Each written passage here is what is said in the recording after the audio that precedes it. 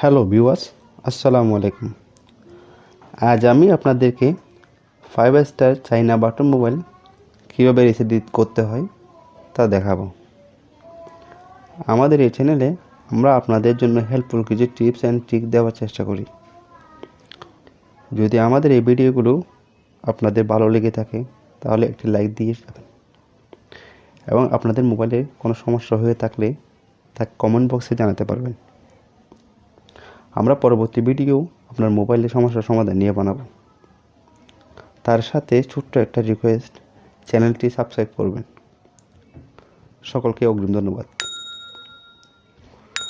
আপনারা আমার হাতে একটি 5 স্টার চাইনা মোবাইল সেট দেখতে পাচ্ছেন। আজ আমি সেটিকে কীভাবে রিসেট করতে হয় তা দেখিয়ে দিব। প্রথমেই মোবাইলের হোম স্ক্রিনে গেলাম, তারপর সেখান থেকে সেটিংস অপশনে গেলাম। এরপর সেখান থেকে ফোন সেটিংয়ে গেলাম।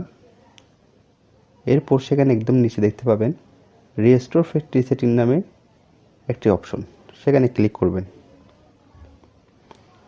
ক্লিক করার পর দেখতে পাবেন ইনপুট পাসওয়ার্ড নামে একটি অপশন,